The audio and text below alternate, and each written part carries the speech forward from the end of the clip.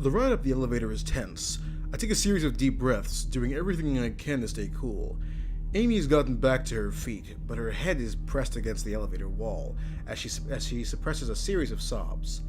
I find myself trying to remember the way those creatures looked, but my mind seems to shudder at the effort. I have seen something that is an impossibility, a mockery of what I know is real. This fills me with a terror that dwarfs anything else I have felt since discovering the facility. I try to focus my mind on something else and remember Marcus's threats. I wonder if we'll ever see Marcus again, I say, mostly to myself. Do you think Marcus got away from those things? Amy asked. I sort of hope not. Me too, she says, looking at the ground, her arms folded. So, I say, how did you end up here? She gives me a nervous chuckle and shrugs. I used to work with the Pentagon. It was some pretty upper echelon stuff that I still can't discuss. I assume this place is more upper echelon? I said. This place isn't even on the scale, she answers. My other job was a cakewalk compared to this. Then why stay? I ask. Because the money is ridiculous. I have a 13-year-old daughter already talking about Harvard. You do the math. Harvard, huh? That's ambitious. Oh, I know. She's a force of nature. Her dad ran off when she was 3, so for a long time it's been just her and me. Amy pauses before continuing softly. What if I never see... Her voice breaks off. The word's too terrible to say. Her eyes fill with tears. The elevator comes to a stop, the slight ding of it interrupting the moment. Amy hastily wipes her eyes, and we waste no time in getting back inside the command center.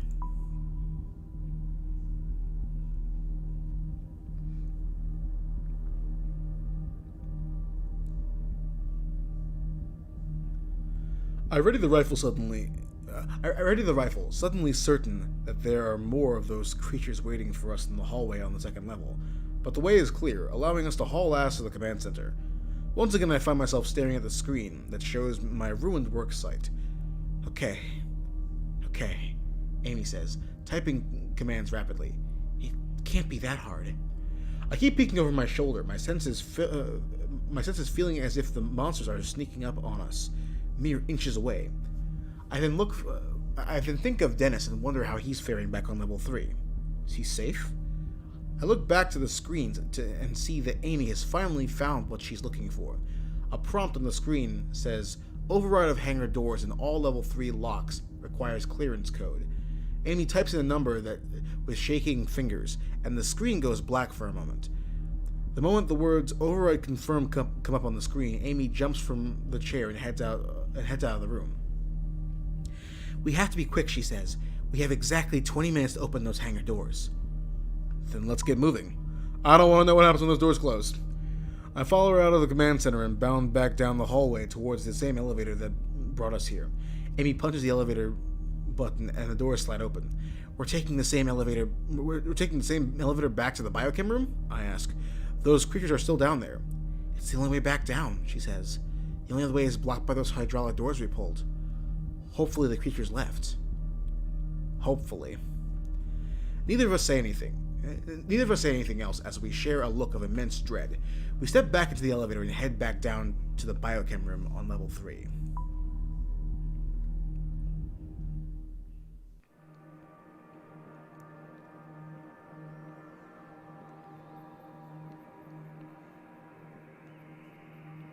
As the elevator doors open, we peer out, looking to see if the creatures are still in the area. But it's all clear. When Amy looks at me, her eyes are clear and strong. Marcus wasn't entirely wrong, Amy says as we start walking down the hangar towards the hangar doors. About what? I ask. About how I'm partially to blame for all this. Why would you be to blame? Some of the things we do down here, it's scary. We should have known that one day something like this would happen. Everyone here with knowledge of what goes on level 3 is to blame, she says. It's a highly advanced research facility, I say, doing amazing but risky stuff. So yeah, you're partially to blame, but just working here. But I can't understand the dedication. But I can understand the dedication. So why don't you tell me a bit more about what does go on in Level 3? I asked. Are you familiar with the Large Hadron Collider over in Switzerland? I've heard the phrase, but that's about it, I say. It's a powerful particle accelerator, she explains. Right now they're using it to try to create what's called dark matter. It's theorized that this dark matter actually makes up the majority of the universe, but parts of the universe very different from ours. My guess is the people at the LHC will probably create their first dark matter particle in about 2018 or 2019. Here in this facility, we were able to create one almost 10 years ago. It was the key to our research. What does this matter do?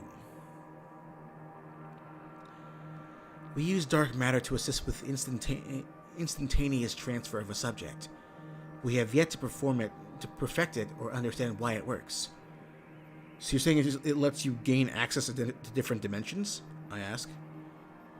That's the theory, she says. During the point-to-point transfer, the subjects are gone for about 3 to 6 seconds. There's no way to see or measure their presence, but they exist somewhere. From what we can tell, they exist in a kind of void. Have you done this with people?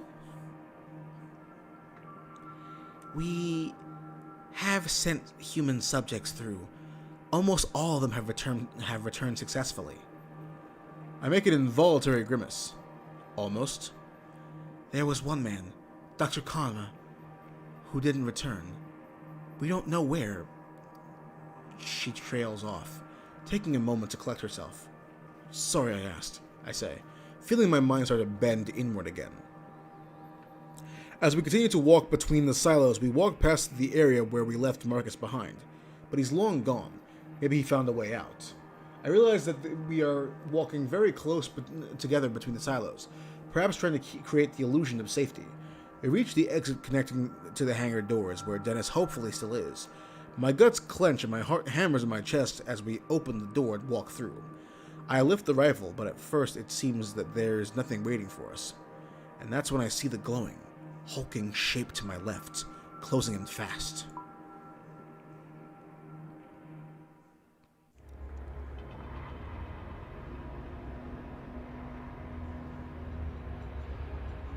The creature's about 10 feet away and coming in quickly, so I do the first thing that comes to mind. I drop to the ground, making myself a smaller target and raise the rifle. I'm not sure if I should just unload on the bastard or try to be choosy with my shots and weaken it, or at least slow it down. I'm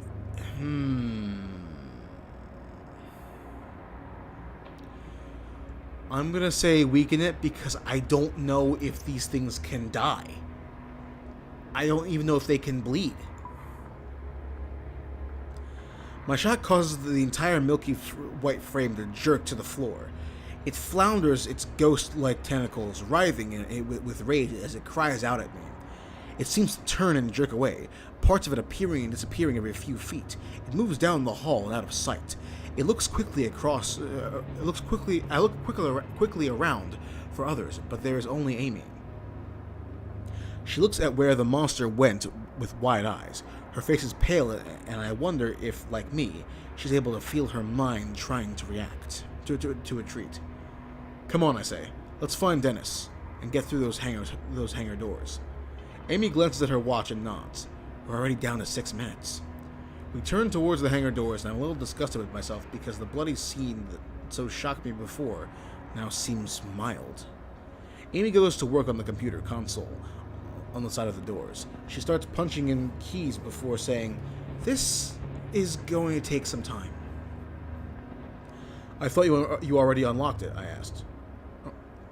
"I did," she says, but for this door there's still security permissions I need to hack. Marcus would have known how to do this." She trails off and I decide to let her work. Suddenly something slams into me.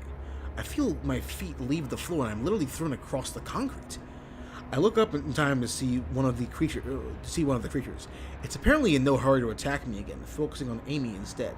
She's not armed, I need to come up with a plan to get this thing away from her so she can focus on getting the door open.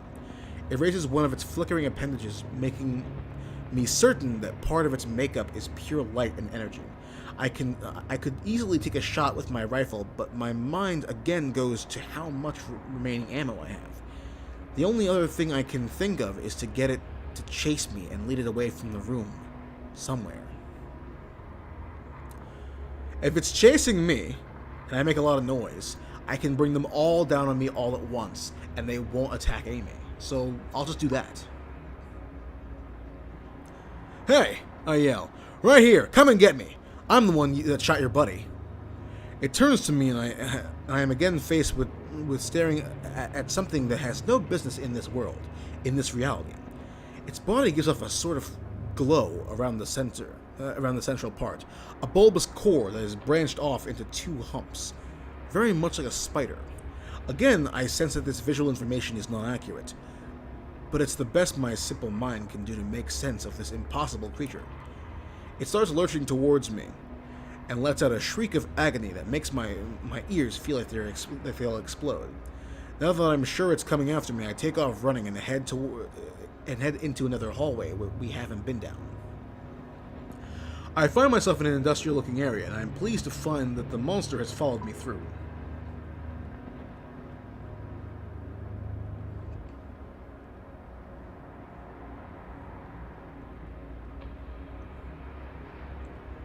The room seems to be an assortment of old pipes and tanks. I assume some of them run further down into other areas of the facility. With the creature on my tail, I dash into a maze of metal, hoping to lose it. It's definitely having a harder time squeezing through than I am, and it slows it down. Of course, the room's not a cage of any kind. The thing is still heading towards me, shredding through the pipes as it rages. I notice that sometimes it is breaking the steel girders, but other times it seems like it's somehow merging or changing them. Pipes that are separate are now connected together in a way that makes my head hurt. I finally get a good amount of distance between myself and the creature. I think it's lost my trail. I need to get back to the hangar door. There's not much time before they close shut. If I make a sound, the creature could be on my heels again. If we get through the hangar doors, we can presumably close them behind us. Screw it, I'm running. There's no time, I think to myself. I have to get moving. With no care for staying silent, I twist myself through some more pipes and make my way back towards the door I entered through. Immediately, the creature picks up on this and turns towards me, but I don't even look back. I slide through the rusted obstacle course and sprint back to the hangar doors.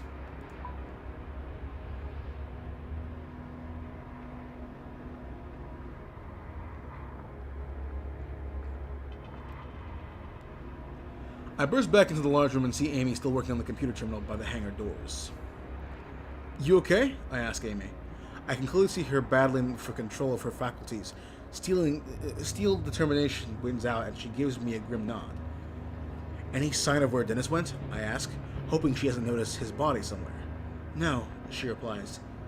It's then that I realize I have no idea how many rounds I have remaining in the rifle. This isn't a model I'm familiar with. Outside of some deer hunting, I'm not much of an expert on firearms. Still, I'm able to locate the chamber easily, and I see that there are 4 rounds left. Not great, but it could be worse. "How are we on time?" I ask. 4 minutes. I'm going as fast as I can. I was worried how long it would take you to lose that thing. "Well," I say, "I said it was better to get back quickly than to..." At that moment, the creature screams on the other side of the door. He'll be in here any second. Amy does her best to focus on the keyboard, but there's still no sign of Dennis. Before I have time to look around, a screeching sound erupts from the other end of the room. I bring the rifle up to a shooter stance and turn around. With the hangar doors right behind me, no signs of Dennis, and the closing window of time, I have to be confident. Yet with when 2 monsters come around the corner, my body wants to shut down. The appendages seem to jump in time and space, reaching out for a split second, independent of the body, and then disappearing back to where they came from. It turns and screeches at me, its glowing tentacles snaking out of its body. My knees tremble uncontrollably. Behind me, Amy shrieks. I feel myself losing control, my mind sliding into an abyss of insanity. I pull myself back from the brink. I've got to stay in control. I'm gonna shoot them. We don't have a choice. I step away from Amy and the hangar doors and towards the monster, ready to defend her. I ready my rifle, but the creature wastes no time. It makes that jerky motion towards me, and there's a sharp pain in my chest as it collides with me. Or through me. It's hard to tell. My instinct is to try to grapple or hold this thing down, but then I realize I don't even know if that will work. I don't want to be near this thing because it can phase me through the ground, so I'm going to try and get away. I figure I'd rather not try to learn more about the physical nature of this thing right now. I tuck and roll away from it and stand up to face it. With a scream of defiance, I raise the rifle and put a round in its core. The shot lands dead center, and the light inside of it flickers almost violently. It falls back against the wall, issuing a hiss of its telltale static noise. It then jerks away and retreats, at least for now. Another terror appears as if out of nowhere, screaming at me with its high-pitched whine. It bounds forward, charging in its strange, spastic way. I aim the rifle, intending to take this one in the core too. I take several shots, but it's still coming at me. As it slams into me, I realize that I have only one bullet left. On contact, the wind is knocked out of my lungs, and the back of my head strikes the floor. But neither of these is as alarming as the fact that the beast is on top of me. Its exterior is like a seashell that has been pounded by the surf for so long that it has lost all edges and ridges. But the grip it tries to capture me with is pure violence. I feel those light-soaked appendages start to wrap around me. I raise the rifle, knowing I still have one shot left. The weight of the monster is erratic. One moment I feel weightless, another I feel like I'm going to be crushed. I push upwards with the rifle to aim, but it's overpowering me. I'm not sure I'd be able to aim an effective shot. I see the core of its body, a spider-like shape, connected to the rest of it by thin white strands of tissue.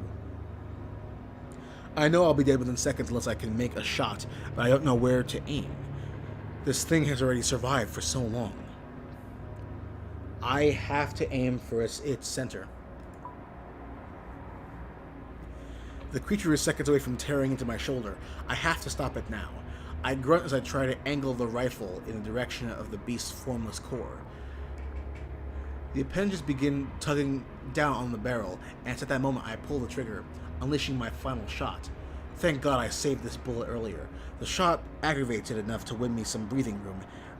I've saved my shoulder, but this thing's still alive and kicking.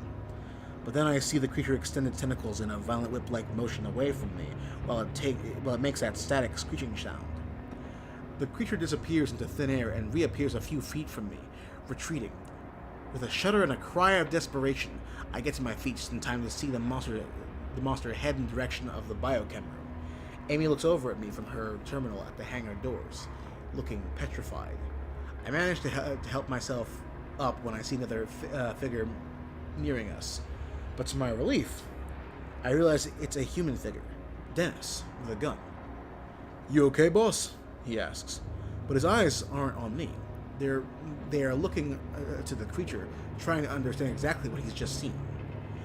"About 15 minutes ago, I heard the door to the maintenance room unlock," Dennis says, pointing to the room I tried to bust my way into earlier. "Ah," Amy says. "When I did the override up in the command center, it unlocked all small doors down here, including that maintenance room." "I went inside there and hid," Dennis continues, "and while I was waiting for you two to come back, I found a massive trunk. There were a few guns in it, so I grabbed this one," he says, patting his shotgun. "I'm glad you're safe, Dennis." "Thanks, boss," he says. "Me too." She doesn't break eye contact with the panel. "Almost done," she replies. Suddenly, without warning, a shot ricochets off the wall behind Amy's head. Startled, we look around, confused. Did Dennis's gun go off? When another shot blasts near us again, we all drop to the floor. I look around, wondering who or what could possibly be shooting at us. Those creatures don't do anything that sounds remotely like gunfire. And then I see him, Marcus. I should have killed him when I had the chance. He has a rifle and is walking towards us, an insane look in his eyes. You all deserve to die, he screams, unleashing another round that I hear whiz by my head. Dennis doesn't hesitate. He stands up and shoots at Marcus, causing him to retreat. How much longer, Amy? Almost there, she says quietly. She makes a few final key presses and says, Done. The doors open with a noise of hydraulics and a whoosh of air. With Marcus pinned down by Dennis's gunfire, we start moving towards the doors. At that moment, another creature jerks into existence around the corner between us and Marcus. Shit, Marcus says, and starts unloading into it. But then he learns the same lesson we did. This only slows the creature down. Marcus gives us one last look and then turns and runs off in another direction. Dennis, Amy, and I climb up and head through the doors, moving on nothing more than adrenaline. I see her look longingly at the maintenance room Dennis took the shotgun from. You get in the hangar, Dennis says. I'll get us some firepower. Satisfied with the plan, Amy heads through the door. We scramble inside, finally inside the hangar. Dennis approaches from behind, holding several guns and looking like a kid who's grabbed an armful of Halloween candy. Amy reaches for a 9mm with one hand. Dennis turns to me and holds out a shotgun and a handgun for me to choose, both looking deadly. The shotgun looks more powerful, but the handgun will probably be more precise. I'm going to take the handgun because precision has saved me far more times than I'd care to mention so far. And if these bullets are only going to slow them down, damaging their core with precise shots is going to be better than just blindly firing at them with a shotgun. I just don't think that's going to yield the same results. Plus, Dennis already has a shotgun. So, if we really need stopping power from close range, I'll leave that to him. I select the handgun and am confident by the way it seems to fit perfectly in my shaky grip. There are more creatures coming, as many as a dozen. They are floating down the hall quickly, their tentacles slithering. The way their light seems to mingle together is almost beautiful. Close the door, I yell at Amy. She dashes to another terminal mounted on the inside of the hangar doors and tries desperately to close it. It's not working, she says, with tears in her eyes. This terminal is disabled. Dennis looks through the open doors, readying himself to shoot the first monster that nears us. Should we try to slow a few down, or just run for it? He asks, his gun at the ready.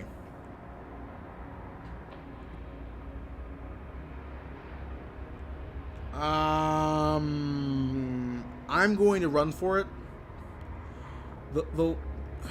Actually, if we stagger a few, it means they won't have a chance. They'll try to recoil and retreat away from our gunfire, which will buy us some time. I use my handgun to take several precise, calculated shots that splash through their forms, slowing them down. Dennis fires a shot into the approaching swarm, and they scatter instantaneously. Just to give them something to think about, he says smugly. With that, we turn around and sprint out onto the hangar floor.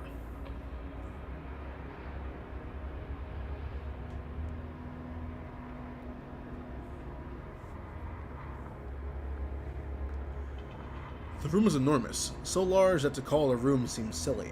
A large concrete floor stretches out below an expansive lofted ceiling. The area is mostly empty, except for one side, which has rows and rows of metal barrels. Back on the far wall is a lit area that seems to expose more rooms, labs, and machinery. Although in the rear of the hangar, I can see some kind of chamber or control center. Dennis and I follow Amy across the hangar floor behind us. Behind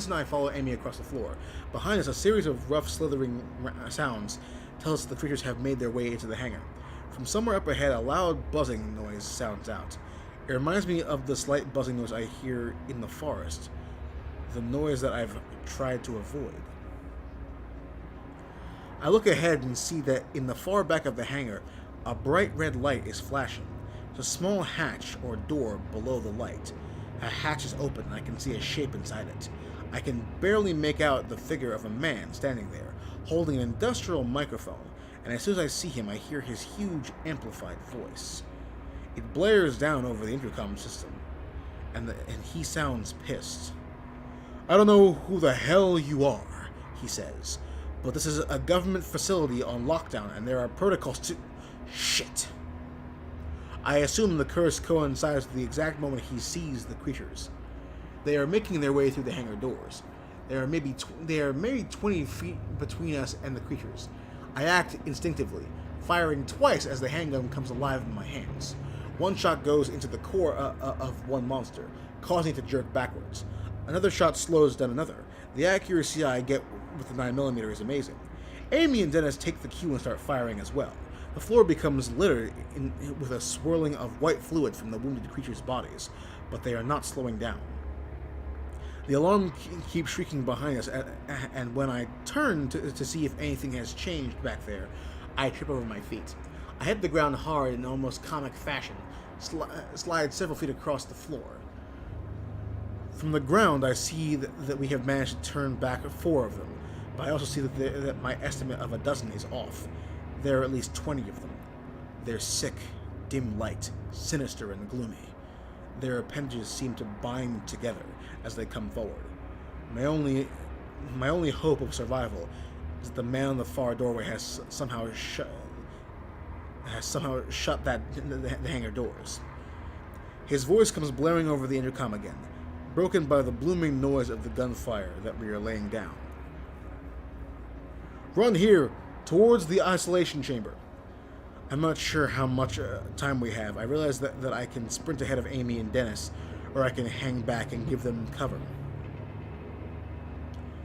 I've been able to place some pretty consistent shots. I think that it'd be better for them to get inside first before me.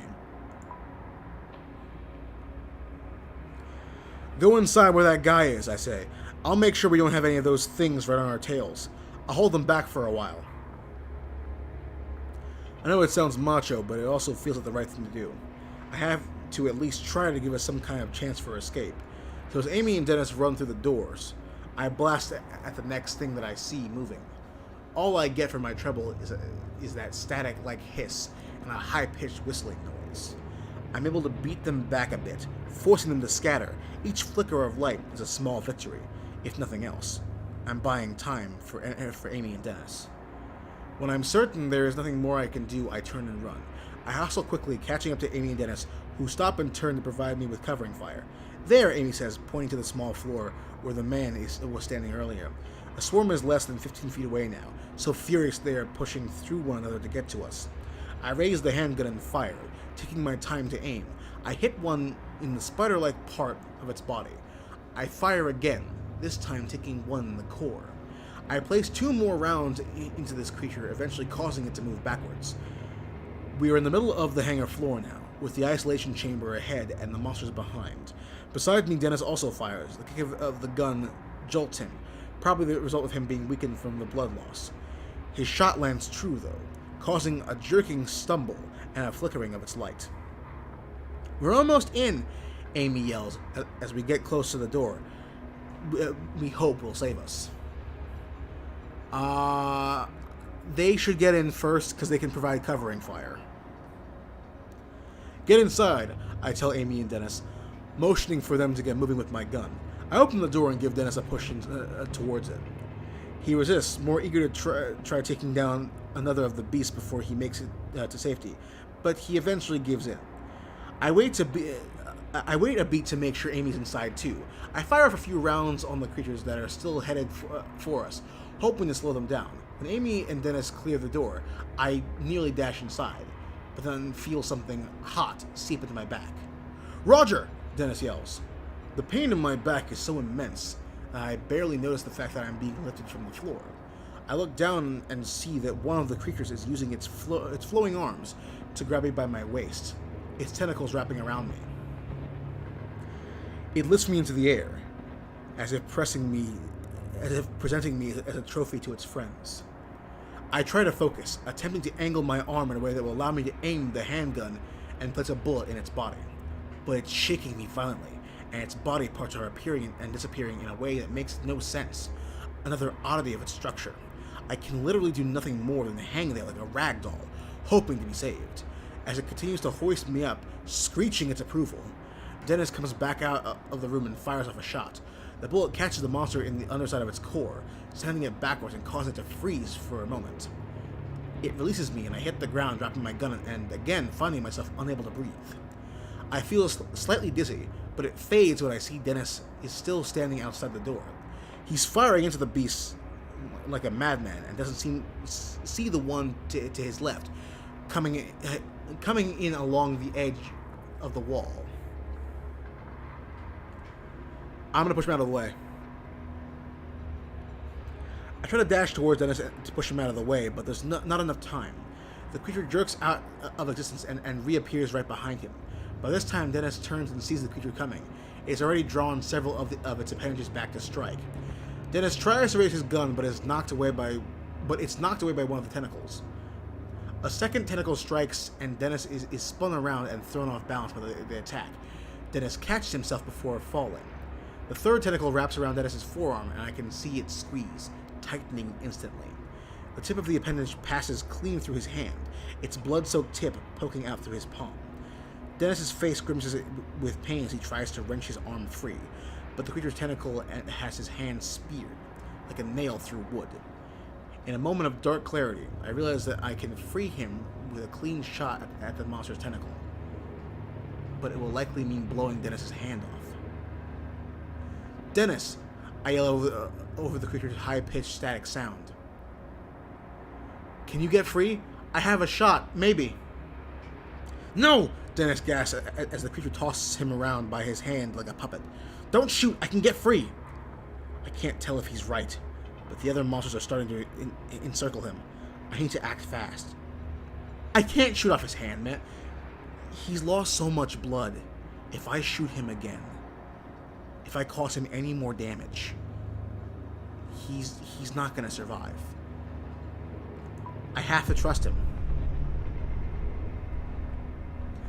Dennis is fighting hard, doing everything he can to bring the gun around it with his good hand. He's screaming as he tries to tear his hand away, screaming in both fury and desperation. This only seems to anger the creature, which then swats Dennis with another of its tentacles, opening a deep gash across his cheek. His skin peels back and his eyes go wide with shock. The creature drops him to the ground, as if playing with him, and the floor and space around Dennis seems to warp. The bottom quarter of his body seems to disappear before I realize it's being merged with the floor. And at that moment, I know it's over. 3 others swarm him, surrounding what remains of his fallen body. I don't even hear Dennis scream. There's just a frenzy of the crackling, sickening wail sound. After that, there is nothing else. Fury, sorrow, and absolute rage surge through my heart. I grab my gun and the remaining beasts come towards me. They'll kill me, but I don't care. This is war, as far as I'm concerned. Amy grabs me from behind, pulls me hard inside. I try fighting her off, but she's persistent, and part of my mind knows she's right. "Don't be an idiot," she yells to me. She practically throws me through the doorway. As I fall, I hear her fire off 2 shots before slamming the door closed behind her. I watch blearily as she punches a few buttons on the control pad on the wall. This is followed by a metallic click as the door locks. We are safe in the chamber, but Dennis is gone.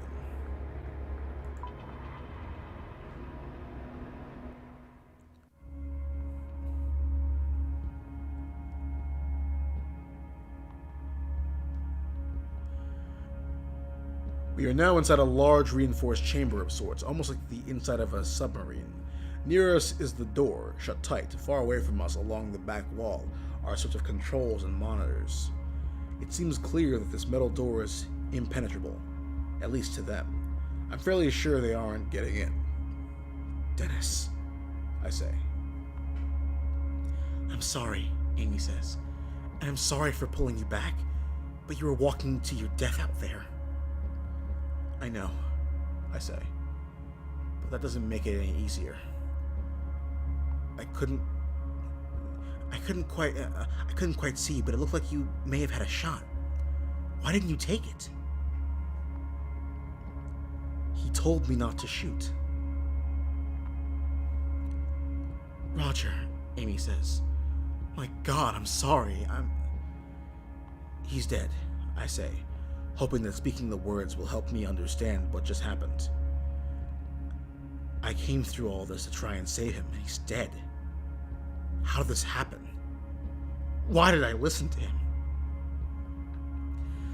Out of nowhere, an image of Dennis pumping his fist after winning a game of pool pops into my head.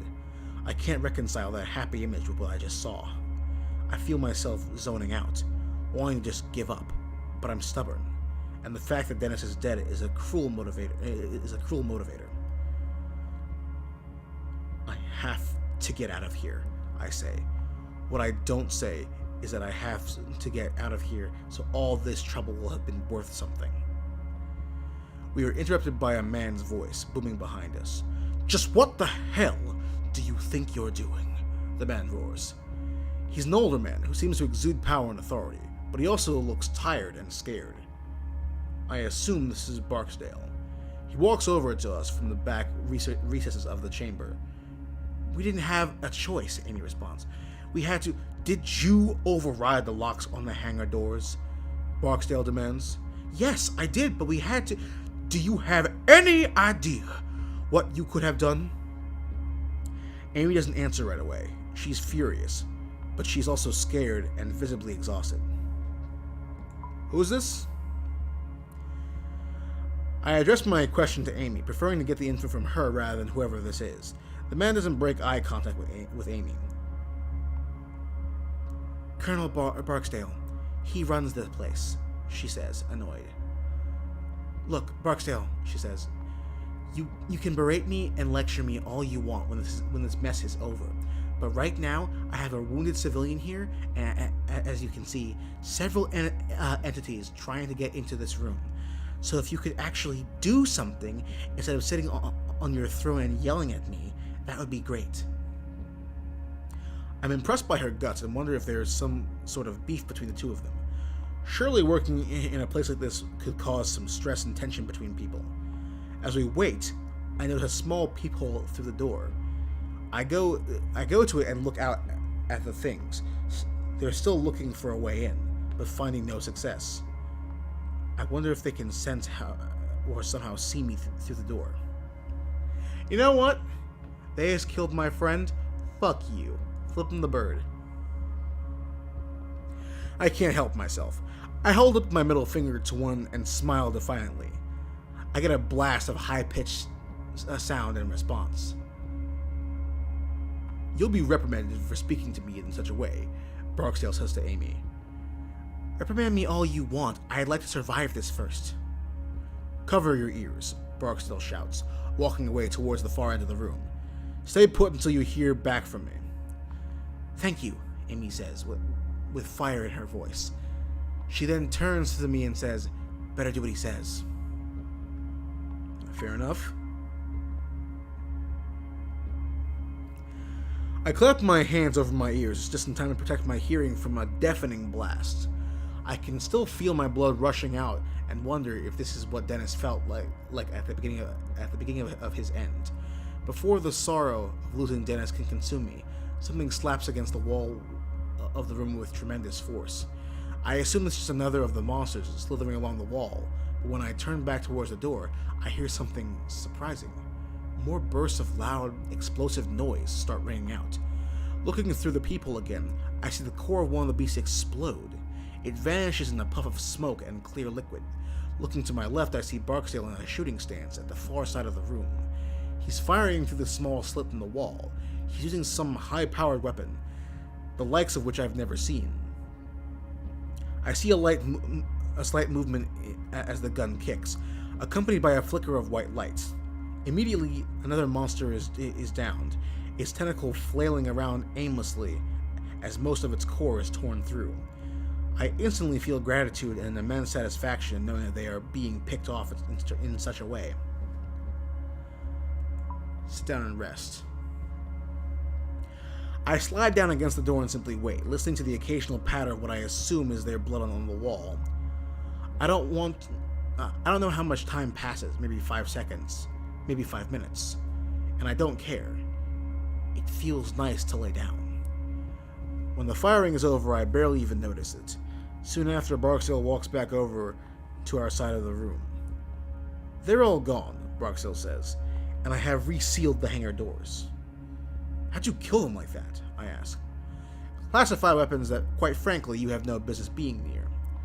Amy gets to her feet and returns to the panel on the wall. Thanks. How badly is the civilian hurt? Barksdale asks Amy, as if I'm not good enough for him to speak to. A nasty cut, Amy answers. If he gets some quick attention, he'll be okay. Okay, I'll have Strickland get a med kit. Strickland survived? Amy asks, sounding cheerful. Yes, and until you and your friend showed up, I thought we were the only ones. Hang tight, she's on her way. With that said, he retreats away to the back of the room, as if he can't stand to be around us. Amy approaches me and looks over. You're in good hands. Strickland will be able to fix you up. Is she a doctor or something? Sort of. She's also a physicist, but oddly enough, she spent time as a trauma nurse in the army. Strickland a friend of yours? I ask. Amy chuckles. Yeah, we've known each other for a while. The only women in a sea of overachieving men. You must be glad Strickland survived. I am. We usually have lunch together, she says, and she's helped me out of a few tight spots in my career. Within a few seconds, the door behind us opens and a woman appears from the back further in the chamber. She enters the room with what looks like a small suitcase. She's dressed in a very basic and drab military getup, complete with a holstered sidearm. My name is Connie Strickland, she says, getting straight to the point. I can patch you up pretty good, but it's gonna hurt. I nod, honestly not caring how much it hurts. My god, I just want to get out of here. Let's get home. Sit down and let's see if we can get your shirt off, Strickland says. I sit down slowly and start unbuttoning my shirt. She has to help me slip it off my shoulder, but we manage. How bad is it? I ask. Bad, she says. It's almost like a burn, but I've seen much worse. I might as well talk to Strickland if only to distract myself from the pain. So what's your story? Strickland rolls her eyes as she gathers up a needle and some thread. I was always into fringe science. I started in the labs where these eccentric Russian scientists were being funded by the US to work on combining DNA types. I sort of became obsessed with perfecting human physiology while I was a trauma nurse in the army. You were a mad scientist then? I say. I get that a lot, but no, not compared to the stuff we do here. What kind of stuff? It's complicated. Comar masses, quantum gravity, crunching things down into their Schwarzschild radiuses, fun stuff. Yeah, a mad scientist, I say, trying to keep myself calm with dry humor. There are lots of small labs working on this same stuff, she argues. They just don't have our funding. When you guys ran in here, she says, I was horrified. Those barrels outside, I'm not sure if you saw them. Well, if you shot them, it could have been bad. Why? I ask. The gray ones are filled with an experimental fuel that's highly flammable. The yellow ones contain liquid nitrogen. What? I ask. Just lying around? Well, this area is the safest in the building, the most secure. Well, it used to be anyway. And take this, she says, handing me 4 pills. Painkillers. They won't work immediately, but they'll dull the worst of what you're feeling. Are these the best idea? I ask. Won't they make me dizzy and out of sorts or something? All I get in response is an annoyed, determined look. You know what? Delirious or not, if I suffer any more pain, especially from having my shoulder burned and torn, and getting cut and battered and bruised, and being exhausted anyway, I don't think I'll be any more or less functional in my current state than if I take the painkillers. So, fair enough. I dry swallow the pills as she starts working on me. She lathers the wound with some sort of liquid that stings like crazy, and I gasp. Ready to stab me yet? Strickland asks. I'm Fine, I hiss. I wince as she dabs at my eye, swollen from where Marcus kicked me. I grip my teeth in pain and try to catch my breath. The anticipation is the worst part. I'm relieved to find that it doesn't hurt as much as I feared. It's no picnic for sure, but compared to the fire-like pain in my wound, it's bearable. So you and Barksdale are the only survivors? Amy asks. It seems that way. Those that didn't disappear into thin air were killed by those things, Strickland says, nodding into the secured door. How many were killed? I'm guessing 30 or so, Strickland says. I'm not sure how many were scheduled to come in today. I'm glad to see you. Where were you when it happened? Amy asked. I was in the micro lab on level 2, Strickland replies. Park and O'Brien were in there with me and they just disappeared, I guess. It looked like they were being stretched, distorted. Then there was a ball of white light and then they were gone. The ball of light just annihilated everything it touched. Would it leave a perfectly round hole? I ask. A light bulb turning on in my head. We saw some of those up at the logging site. That'd probably be the same phenomenon, Strickland replies. Amy looks like a child afraid to ask an adult for something. Finally she asks, where did they go? We don't know, Strickland says. Could be an infinite number of different dimensions, or even some dimensions that merge and mix together. Could also be a place that exists between dimensions. Barksdale calls it the void. I'd call it dead. No, she says. We keep tabs on the heart rate, blood pressure, and breathing of all the rats and human test subjects. Wherever they go for that time, they're still very much alive.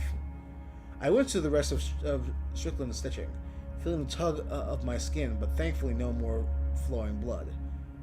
Finally, Strickland says, you're good to go. I slide my shirt back on, aware of the thick pad of gauze that Strickland applied to my shoulder. So have you and Barksdale been able to contain all these creatures? Amy asks. Strickland appears shocked, clearly not the reaction Amy was expecting. Contain? Are you nuts? Do you not know what's happening? Amy's eyes widen in fearful confusion. What do you mean? What's happening? Other than the initial experiment failure.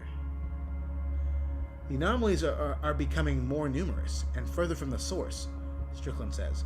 The casual humor in her voice is now completely gone. What anomalies? The doorways, she says. The pockets of exotic matter are negative energy and are letting those things in. The failed experiment caused the first one, but it set off a chain reaction. They're gaining momentum along geodes,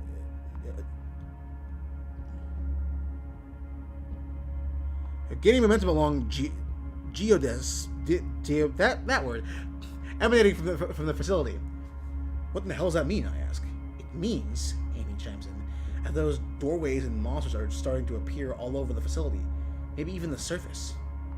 Not yet, luckily, Strickland says. But the doorways will start appearing on the surface, and it won't stop there. The anomaly's reach could extend infinitely as far as we know. Those entities will appear on the surface in other states, other countries. Holy shit, I say.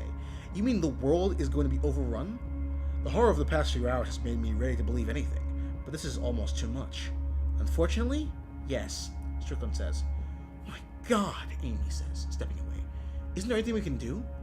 There is one last resort, Strickland says, her eyes darting over to Barksdale at the back of the room.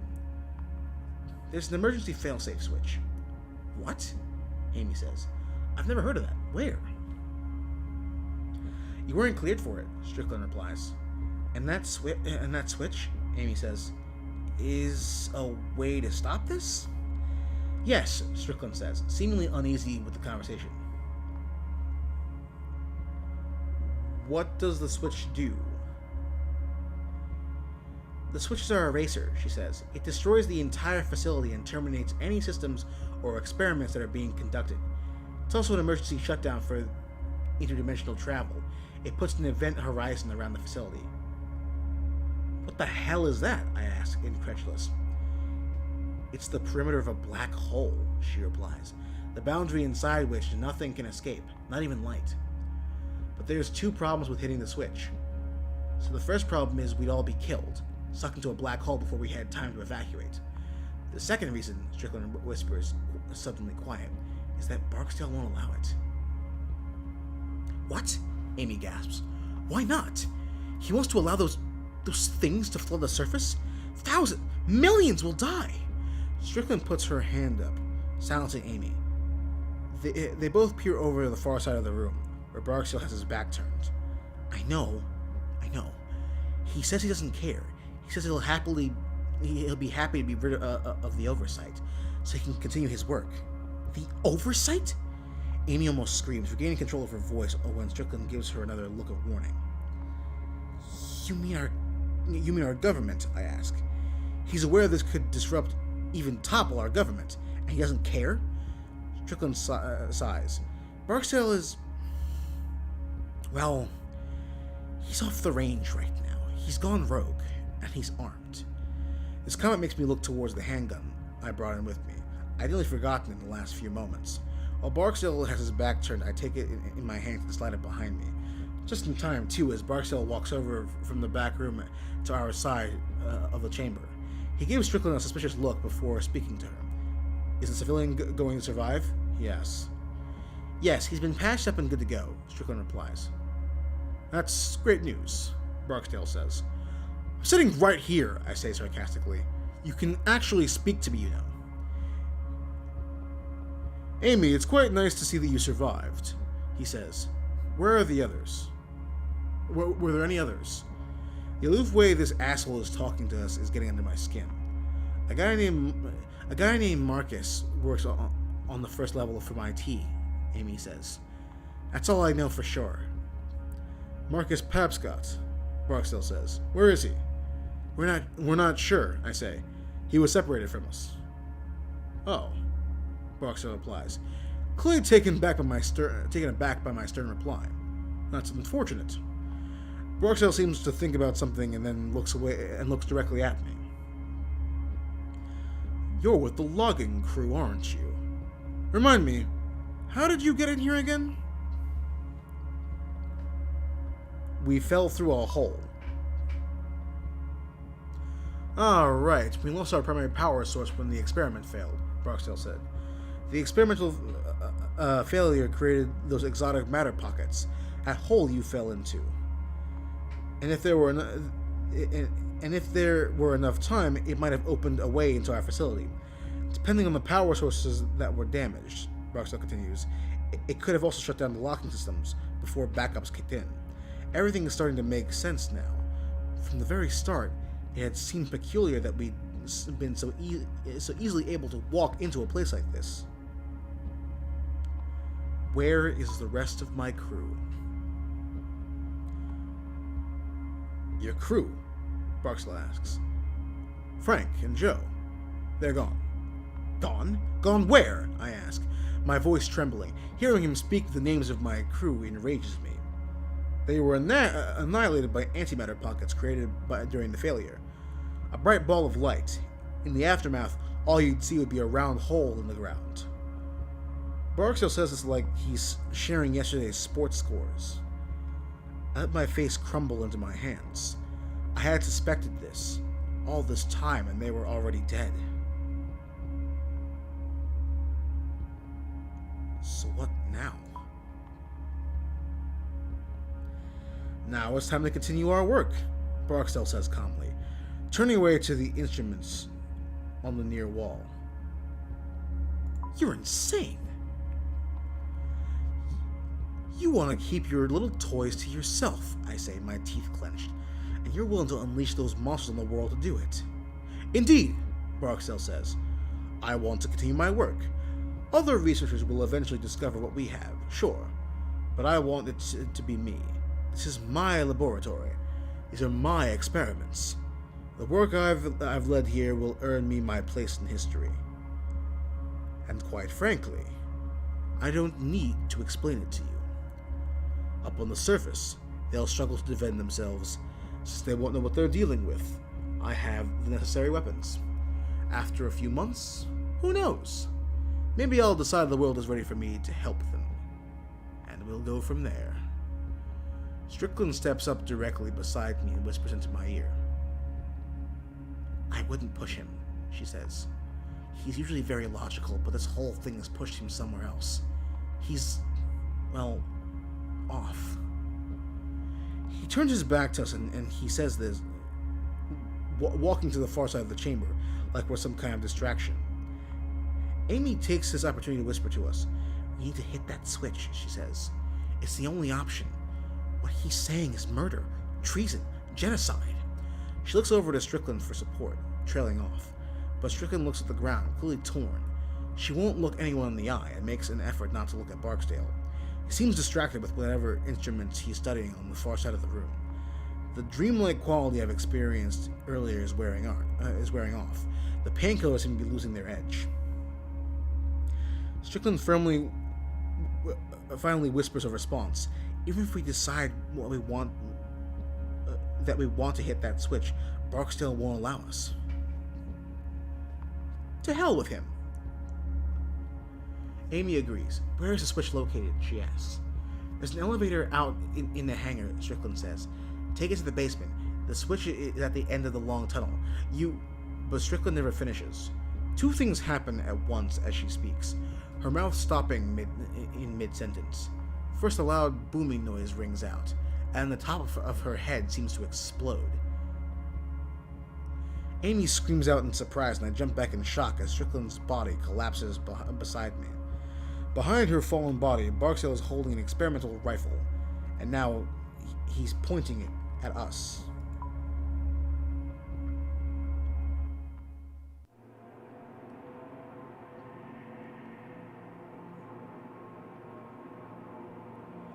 I wonder if Barksdale is even crazier than Marcus.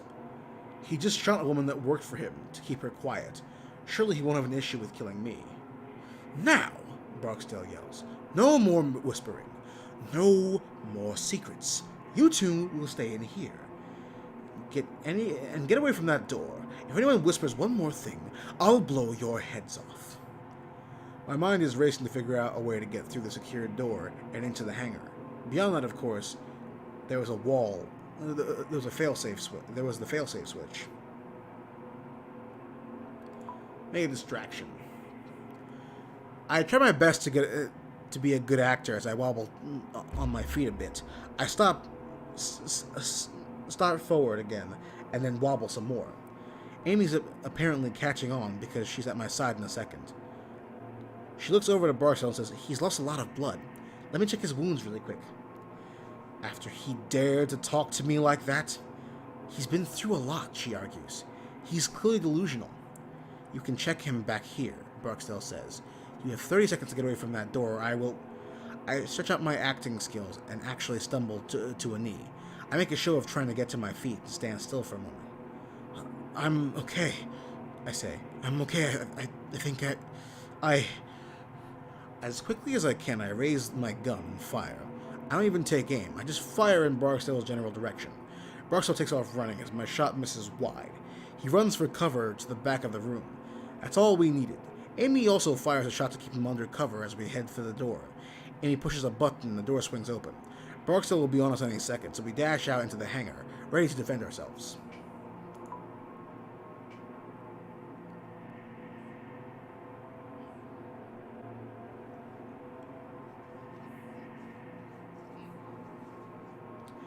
Amy and I run fast as we can through the rows of barrels.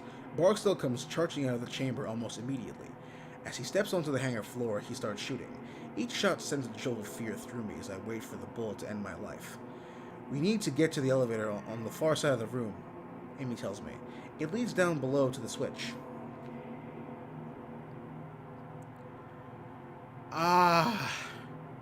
If I sprint, he kills me. We both lean out from the cover of the barrels and take several shots at Barksdale. He steps back into the isolation chamber, which gives me a sense of victory. But then I realize that he may just be reloading whatever high-powered weapon he has. We need to move, I say. Agreed, Amy says.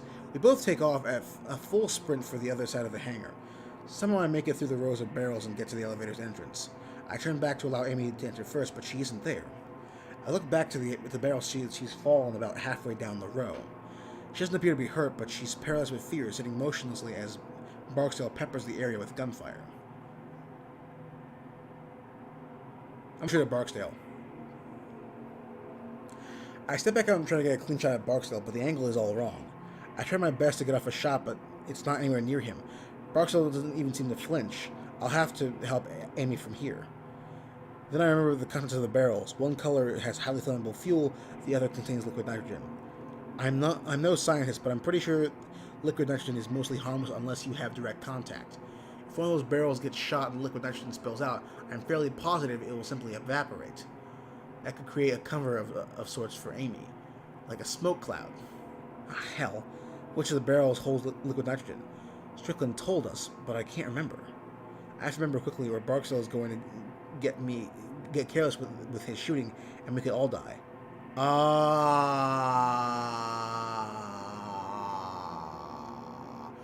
Shit. No, it's the yellow barrels, right? Oh, gosh. The yellow barrels. I'm fairly certain that liquid nitrogen is in them. Without giving myself a single moment to second guess myself, I aim and pull the trigger. Please tell me I'm right. There's a pinching noise followed by a hiss. A stream of liquid nitrogen, yes! Spills out and evaporates immediately. Amy looks around for a moment, clearly baffled, but then figures out what I've done. She hits the ground right away, and for a moment I lose sight of her in that cloud of mist.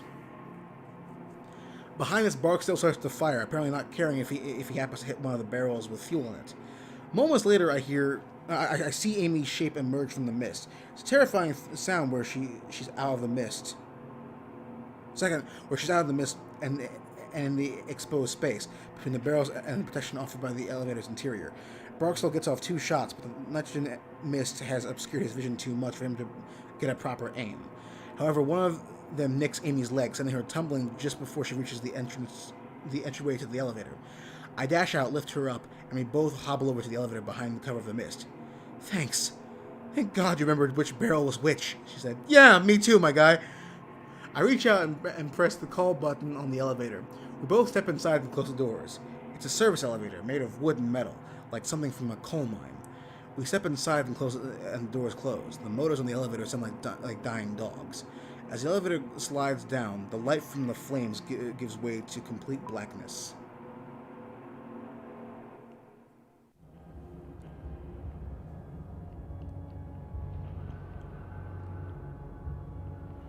I lose track of how long the elevator descends. It's hard to tell due to the lack of lighting. We must go another 500 feet underground. The elevator comes to a stop with a shuddering clang, and I waste no time exiting. The tunnel stretches out with sparse white bulbs lighting the way. Most of the wall is made of raw earth and rock, but there are boards and concrete slathered in areas used to reinforce the tunnel. I see a warning sign posted on the wall. I want to read it, but there's not much time. Better safe than sorry. That's gonna get me killed if I'm not careful. Warning, authorized person... Oh, well, never mind. Be prosecuted to the full extent of the law. Absolutely no exceptions. Glad we got that out of the way, now that everyone is dead. Suddenly, I feel the effects of the painkillers again. My head feels like a balloon, and my balance is off kilter. I look up, and when I see that the tunnel's ceiling is less than 6 inches over my head, claustrophobia freezes me for a moment. The ceiling is not high at all, and there is barely enough room for Amy and I to walk side by side, which is for the best because her leg is clearly causing her a great deal of pain. She's soaked in blood and hobbling along. I don't think I can go any further, she says, wincing, but trying to keep her composure. Sit down, I tell her. I'll be back. There's no sense in chancing further injury to your leg. She nods and I help her down. She shoulders the pain as she eases into a sitting position on the floor. Thanks, she says. According to Strickland, the switch should be at the end of this hall. I look up when I see the tunnel ceiling in less than 6 inches over my head. Claustrophobia freezes me for a minute. Still, better than facing the monsters above me. I wonder then, walking through the darkness, where they came from. Is the portal still open? I hold the gun in one hand and feel my way along the wall with the other. The wall under my palm anchors me to reality, to sanity. I am not in some boundless abyss, but still in the real world. For a little while longer, at least. I recognize that I'm marching to my end. As much as I wish I weren't, it's not surprising. From the moment I saw what those creatures could do to time and space, at least a part of me knew that death was inevitable. Before I have time to wonder whether my family will really miss me, I see a light ahead. There's nothing more than a speck of blue light, but in the darkness of the tunnel, it's like a lighthouse on a stormy sea. I slog forward, my eyes straining to focus on what little light ahead. From somewhere ahead, I start to hear something that sounds like water. It is trickling lightly like a leaky faucet. And behind that, there is something that sounds like wind, a light breeze through an open field, and a voice. Anywhere else, the sounds would have been pleasant, but here in the darkness of the tunnel, they're menacing. I'm gonna stay quiet. I don't make a sound, instead listening to make sense of what's going on around me. I cock my head, trying to concentrate, and then realize that I can see the tunnel walls now. This is odd, as I wasn't able to see them a few seconds ago. This is different from the blue light at the end of the tunnel. It's then that I see the light shimmering in the air. It looks like a foggy mirror, steamed over after a shower, and it's moving, dancing in the air, like some abstract firefly. It's not menacing like the creatures, so that threat is null. It's peaceful, serene. I watch as the shimmer branches out and becomes 2, then 3, then 4. They snake out in different directions, tracing the tunnel walls. Are these shimmers the doors to another dimension Strickland was talking about? Suddenly, I'm surrounded by light, above and below me, and I realize there's no avoiding it. The question is, how am I going through? Fuck it, I'm going in head first. I stick my head through and feel a tingling sensation, almost pleasant. I reach out slowly, my hand stretching out to one of those shimmers, of what I can only assume are some kind of light. They're hypnotizing, so much so that I don't realize that the tunnel walls are vanishing. I feel something like wind and a brief electrical pulse pass through me as the lights take me. There's a very gentle pushing sensation, and I somehow know that I'm being expelled. I've passed through something. Maybe the lights, maybe the tunnel walls, I don't know. But the shimmering lights fade a bit, still dancing in the air, but no longer large and branching out. And as my eyes adjust, I see right away I am no longer standing in that dark tunnel far beneath the hangar. I have no idea where I am. I'm just somewhere else. And I'm terrified.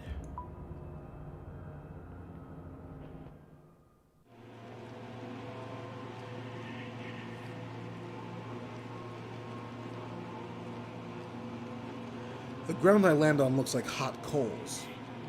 There are dips in many cliffs breaking the landscape ahead of me. There's a wash of orange and blue overhead in the sky that makes no sense. It is both beautiful and terrifying at once. A scattering of stars hang overhead, and they all seem to be breathing, pulsing with a gentle energy, as if alive. I can't tell if there are clouds in the sky because everything about it, from the colors to the trembling horizon line, seems to be amorphous. Everything is knitted together. Living. I stare a moment longer, and can swear I feel the sky breathing. Far off to my right, I see what looks like a plume of fire, small yet bright, with no source of fuel. It looks as if the ground itself is creating the flame. Several more of these flames dot the landscape further out. The air is thick and muggy. Then I realize something horrible. I don't know if what I'm breathing here resembles air at all. In a place like this, one of impossible beauty, but also very stark horror, my mind doesn't know what to do. A wave of nausea comes over me, and I think I might be sick. I'm not sure if it would be better to fight it or give in. The white light that brought me here is nowhere to be found. Is anyone else even here? Is there any way to escape? I'm going to look around. I continue to look out at the nightmarish landscape and see a few other unexplainable oddities. There are billowing flames in the distance, Not like a volcano or explosions, just some kind of slow heat crawling upwards that defies reality. This anomaly seems even more fitting when I see the thin vein-like roots of the fire twisting into the ground and then darting back out in all directions. I get that sick feeling again in my gut and realize my mind just needs something to focus on. It's then that I hear a voice. It is faint, distant. I turn and hear it coming out of one of the massive crevices along the ground. Inside that crack, about 10 feet down, a very pale man lies on a ledge. He is human, but he looks close to death. He's in the center of a very large pool of blood, and his left leg has been twisted and torn in an unnatural way. As I walk to the ledge, he looks up and sees me. "Help me, please," the man says. His eyes are wide, although everything around him speaks of weakness. He is close to death or insanity, or both. "Who are you?" "I'm Dr. Kana." He strains to get out. "I work in the facility. Please, help." I want to know more, but it seems cruel to steal what looks like his last breath just to answer my questions. "I'd love to," I respond, "but I don't know where the hell I am, or how to get back home." "The light," he says. "It's a doorway. It might take you back to the facility." "Where did it go?" "Hey, come and go. They'll be back. Now please, help me." I desperately want to help, but there's no way I can reach him. His ledge is too far away, above the pools of fire. "I don't think I can get to you," I say. "No, that's not what I mean," he replies. His eyes are on the handgun that I almost forget that I'm still holding. I realize what he wants, and I shake my head. "I can't," I say. "I can't do that." "Please," he pleads. "Those things, they have the others that came here with me. I got dropped along the way. They'll be back. They'll be back, and they'll kill me." He says, again indicating the gun. "It'll be quicker, less painful." "I can't," I repeat. "Please! Look at my damn leg. I'm dead anyway." I'm about to refuse him again when I hear the all-too-familiar static sound out from another crevice behind him. I hear another of those shrill noises and then watch as one of the monsters materializes up out of the neighboring crevice. 2 more come out after it, then a third, then 5, then 10. Soon I lose count as what was just a few turned into a flood, and I suddenly understand the man's reasoning. A bullet would be mercy. I check the gun and see that I have only 1 round left. I can use it on this guy, but I may need it for myself later. And beside me, the man pleads again. "My God," he says, a waver of lunacy in his voice. "Please."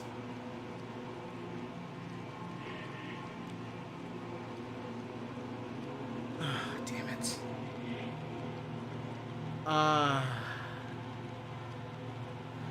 I can't let what happened to Dennis happen to that guy. I can't let it happen. I look back at the man and wince. I know it's the right thing to do, but my finger resists. With a roar of disgust, I level the gun towards his head, turn my eyes away, and then pull the trigger. Your aim is true. The man crumples lifelessly to the ground. And that's when I see the shimmers wavering to my right, in the direction I originally came from. I look back to the monsters and see that they have now noticed me. Some of them begin floating up the walls of the crevice. There are less than 10 feet separating us. The shimmers of white light are within arm's reach, its movements reminding me of fish in an aquarium. I reach out and feel myself accepted by them again. I feel the sensation of wind and wait for the feeling of being pushed out, back to the tunnel in the facility. But it doesn't come this time. This time I feel something else. I feel a tugging sensation that seems to want to drag me in all directions at once. As the world goes dark, I realize that I am somewhere else. And it's not the darkness of the tunnel. It's the darkness of a total void.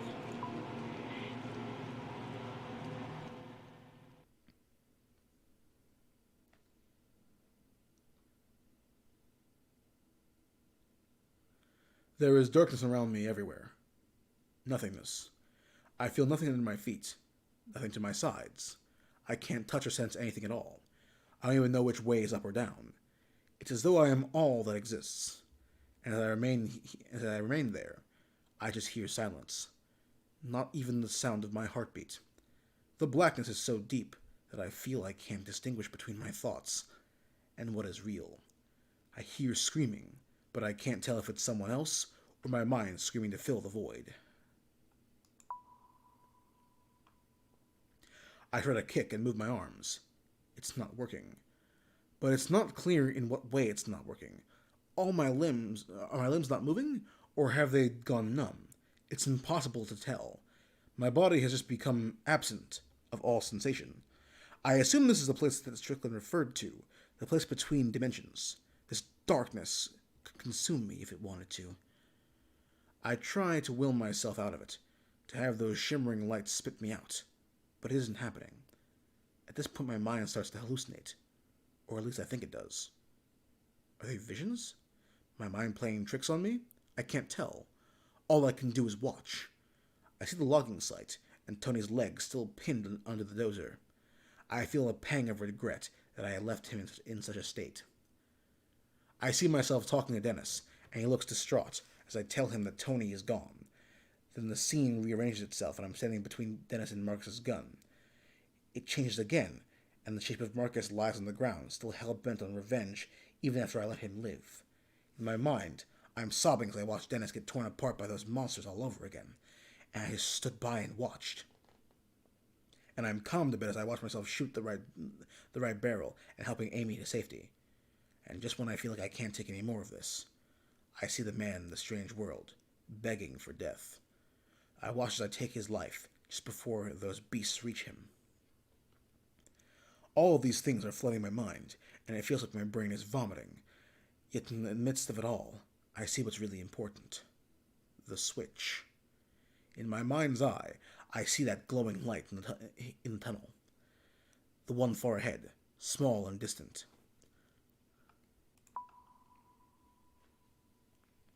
I focus my mind on the tunnel, and the image of that flickering light, with a mental effort so strong that it is nearly a physical motion. I make myself envision that little light in the tunnel, as if it were right in front of me. With that, I feel the wind again, a light breeze that seems to come from everywhere. And then with a relief that I can only imagine feels like death, I move forward.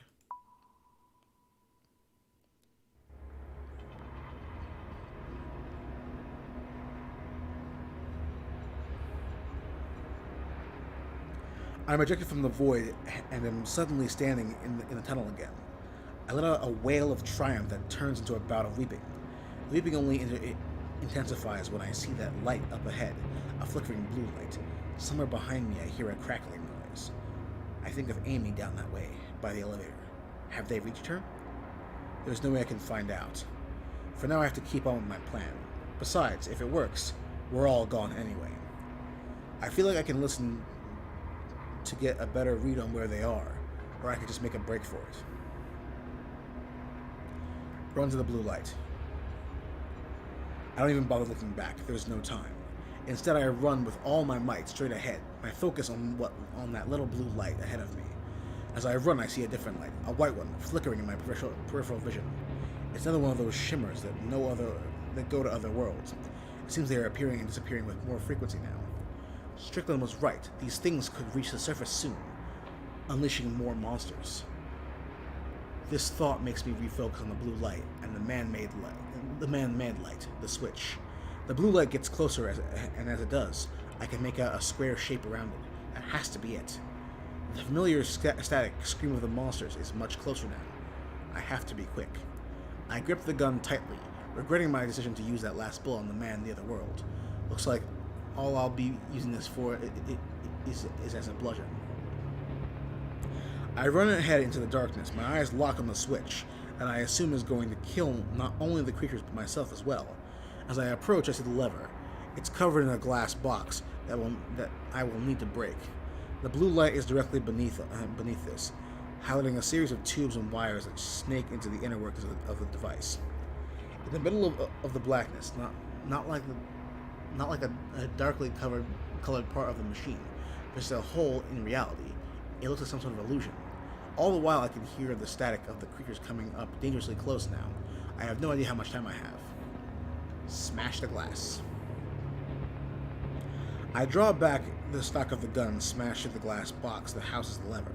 The glass shattering it is like music to my ears. I reach for the lever, my hand grasping it. Without warning, I feel immense pain course through my body. It feels like fire racing down my back, causing me to fall to one knee in agony. There's only one of them that I can see. It blasts horrible static noise at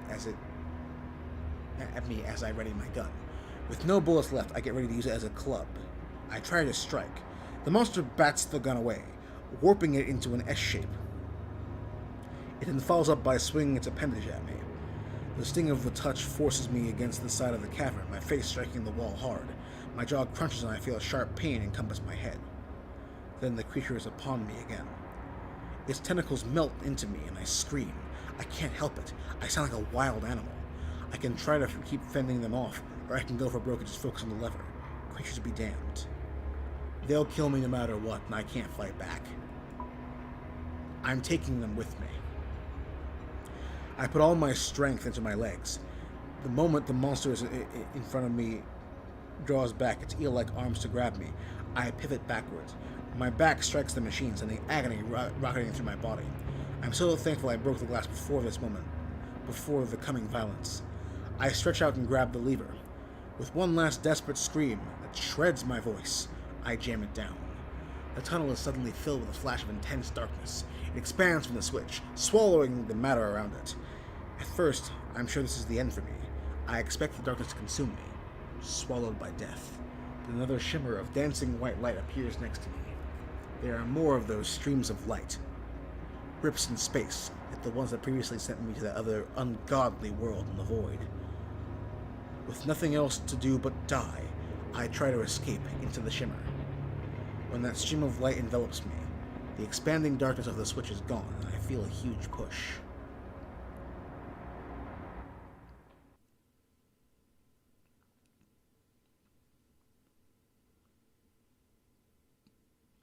My body feels stretched, collapsing, like I'm falling in all directions at once. The world goes white, and then there are the pinpoints of stars everywhere. One of them reaches directly by my right, and I see something that looks like a spiral galaxy distorted in its folds. To my right, I see an endless stretch of stars and gas clouds, forming some galactic architecture. But beyond the immeasurable beauty, I notice something. I'm seeing the same star patterns over and over. They're repeating like reflections in an endless mirror. There are different versions of the same. Are these different versions of the same galaxies? The same realities? To my left, I see a calm, blue world, and can barely make out trees. Familiar. Kentucky trees. That I have been around for the last few weeks. To my right, I see a copy, an orange world, and there are trees there as well, but something is strange, disturbing. As I zoom by, I'm not sure how much control I have of this unusual place. But if I can direct myself, it's worth trying. I need to head home.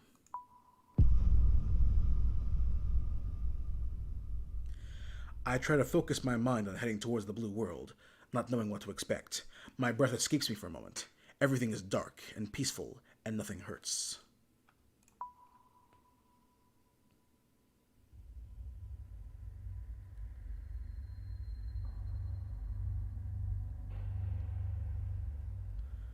With breath back inside my body, I gasp and open my eyes.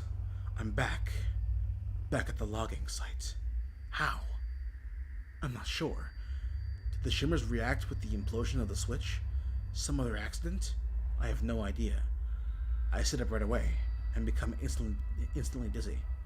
Amy, I say. There's no reason to think that she survived whatever happened in the tunnel, but there's some sort of certainty that gets me to my feet. I wonder if I am somehow back in time before we found the facility. But what happens next makes me realize that can't be true.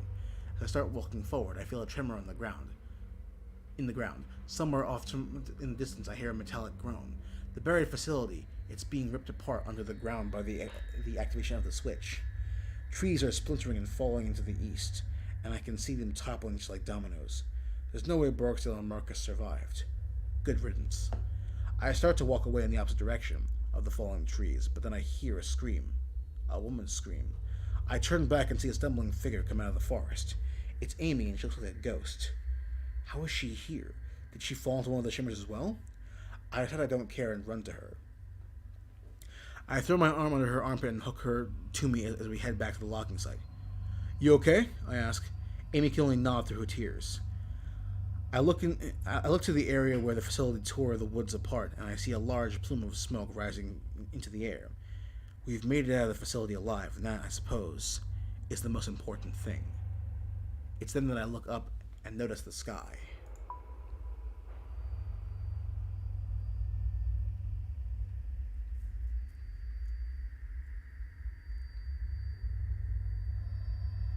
The sky is beautiful, a familiar, unobstructed. The sky is beautiful and familiar, unobstructed by the trees that had been standing several minutes ago. I take my trusty hard hat off and exhale, letting my body relax. It's finally over. I'm not sure how long it will take me to get back to some semblance of a life. But I know one thing for sure. Any day above ground is going to be a good day.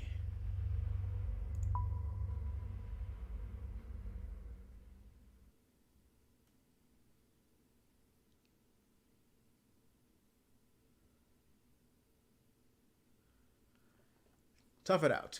You and 36% of players decided to take the painkillers. Who survives? You and 62% of the players shot the right barrel, keeping Amy alive. Mercy. You and 30% of players mercifully killed the man who asked for death. Going home. You and 83% of players headed towards the blue world and went home. Wow. That was one hell of a ride. That, one, shredded my voice, and two, was absolutely amazing. This is a fantastic game. I feel like my choices for this are evident, but just in case, the painkillers, I didn't feel like it was going to really matter in the long run, because either I'd be delirious from the drugs or I'd be delirious from the blood loss and exhaustion, and either one didn't seem to really affect me negatively. Or they both affected me negatively, but in equal measures. For Who Survives, I am really glad I shot the right barrel and that I was paying attention, because holy crap, I could have killed her if I wasn't careful. For Mercy, I couldn't in good conscience leave Dr. Kana there to just get torn to shreds. It just wasn't right. And the bullet wouldn't have mattered anyway, because I can't fight these things.